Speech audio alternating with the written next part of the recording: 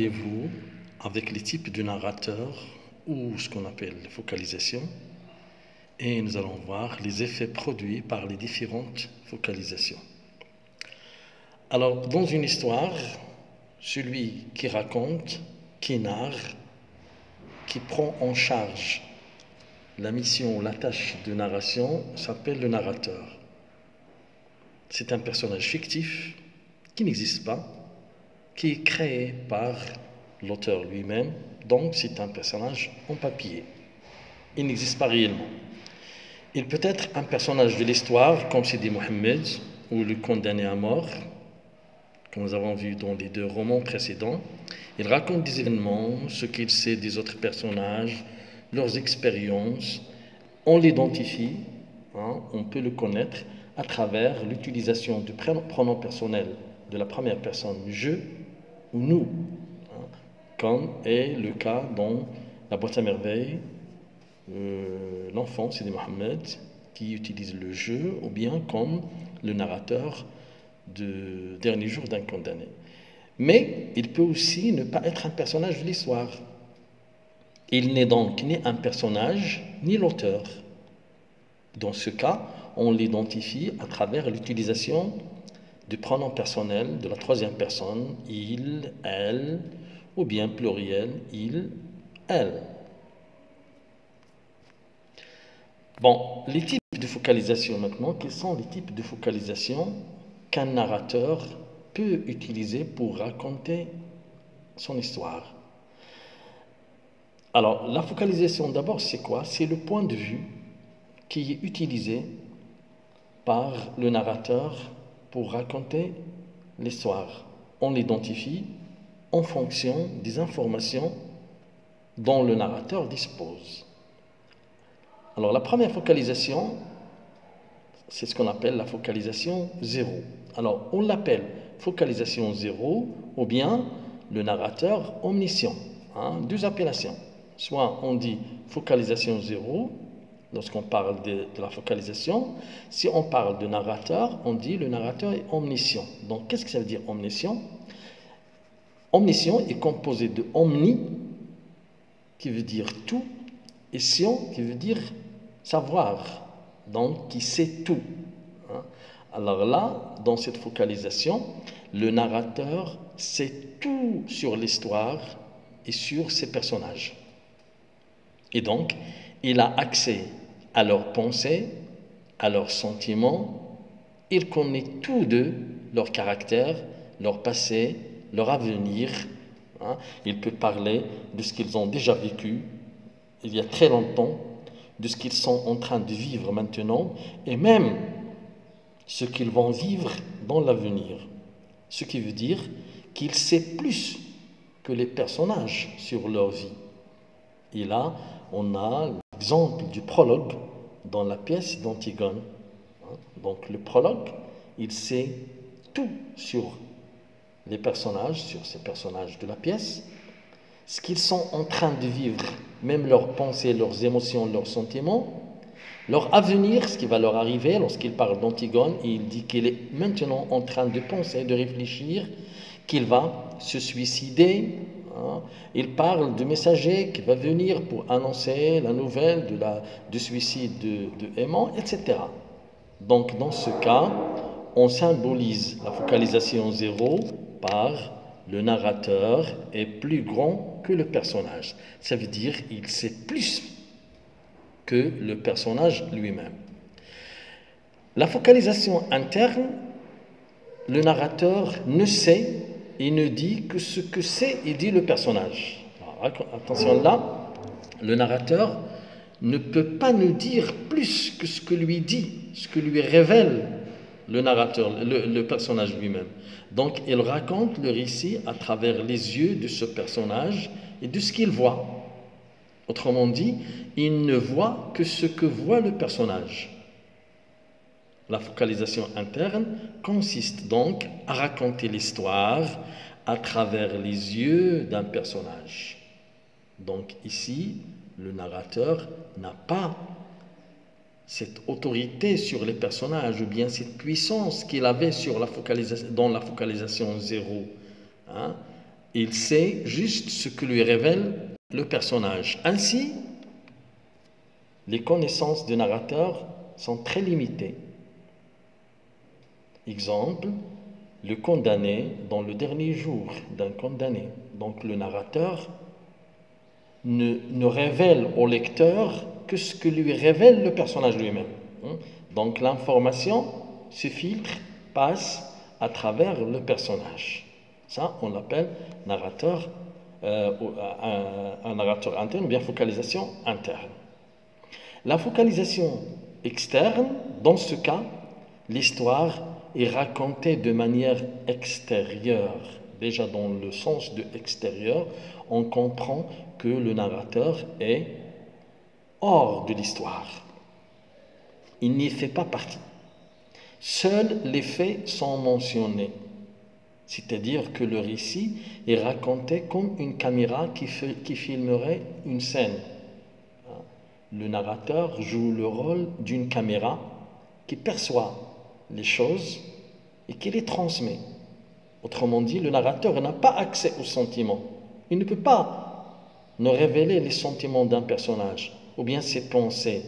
Il se contente de raconter ce qu'il voit, tout simplement. Je rappelle les techniques de la caméra. Une caméra qui est fixée sur un lieu, il rapporte juste ce qui est devant. Ce qui est au-delà, il ne peut pas le rapporter. Le narrateur, donc ici, n'est qu'un observateur, un témoin oculaire. Alors, il donne au lecteur des informations sur le comportement extérieur des personnages ou sur la description d'un lieu. Je répète, il donne des informations sur le comportement extérieur, une description extérieure des personnages ou une description d'un lieu. Il peut parfois faire des commentaires sur l'attitude ou bien le physique d'un personnage ou sur ses faits, et point c'est tout. Donc, il sait moins que son personnage. On peut symboliser cette focalisation par la formule suivante: narrateur est plus petit que personnage. Donc, dans la focalisation 0, le narrateur est plus grand que personnage parce qu'il connaît son passé, son présent, son avenir, ses sentiments, ses émotions, etc. Dans la focalisation interne, on la symbolise avec narrateur égal personnage, c'est-à-dire il sait juste ce que c'est le personnage, ainsi il ne peut pas nous en parler de son avenir, ne peut pas nous parler de son passé, sauf si c'est le personnage qui le dit. Et là, dans la focalisation externe, il est hors de l'histoire. Et il se contente de rapporter les faits, peut-être de les commenter, faire des descriptions objectives.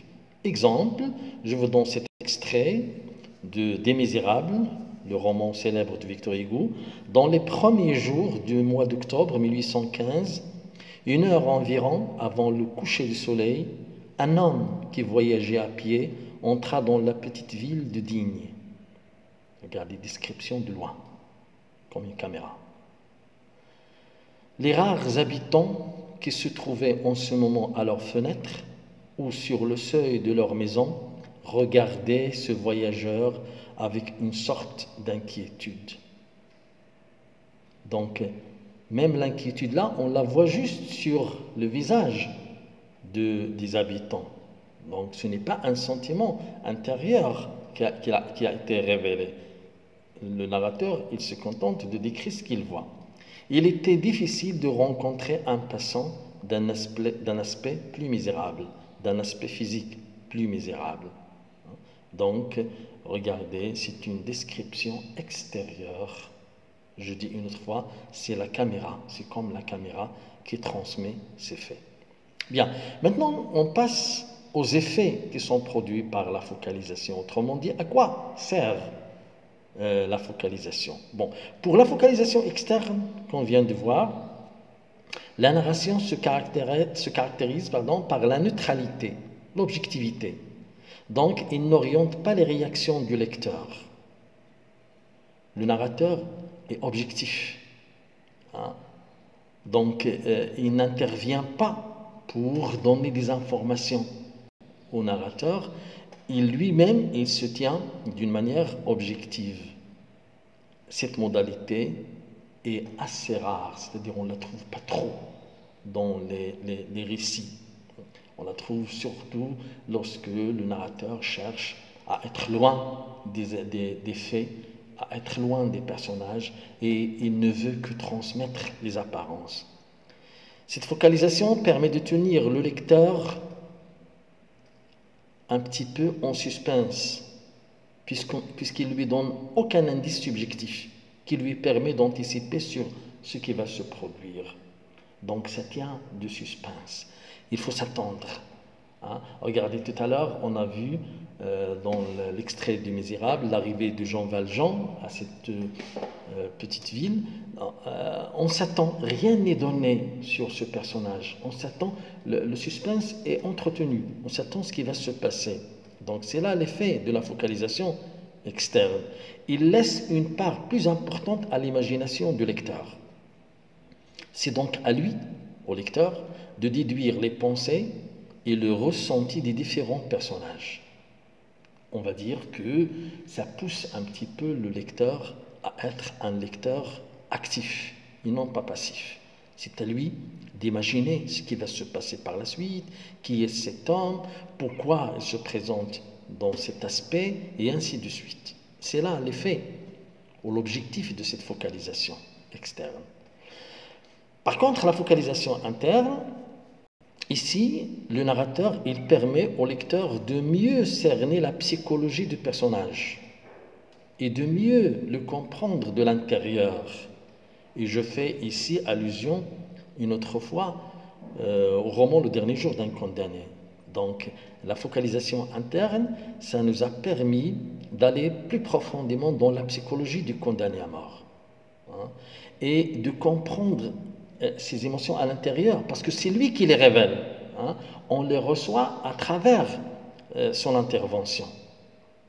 Donc la focalisation interne crée entre le lecteur et le personnage une certaine complicité à travers un sentiment d'empathie du lecteur pour le personnage principal.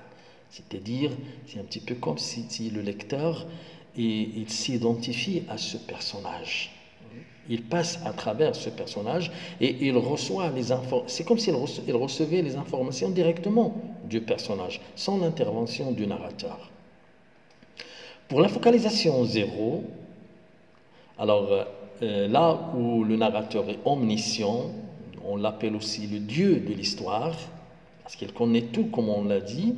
Ici, le narrateur permet au lecteur d'avoir le plus grand nombre d'informations sur l'histoire, sur les personnages, etc. Alors, ici, le narrateur, il est très souvent utilisé, ou bien cette focalisation est très souvent utilisée dans le roman réaliste, de type historique ou social, comme ce qu'on trouve par exemple dans les romans de Balzac. Allez, par exemple, sur le Père Goriot, on trouve cette focalisation zéro dans laquelle le narrateur se présente comme Dieu, le Dieu de l'histoire. Allez, par exemple, sur Germinal de Zola, où le narrateur, lui, il peut aller même dans les profondeurs des mineurs pour nous rapporter leurs sentiments, leurs émotions, ce qui va leur arriver. Donc, le narrateur, ici, comme je viens de dire, c'est le Dieu de l'histoire. Il sait tout sur l'histoire. Cette focalisation, il permet de créer dans l'esprit du lecteur un sentiment de puissance.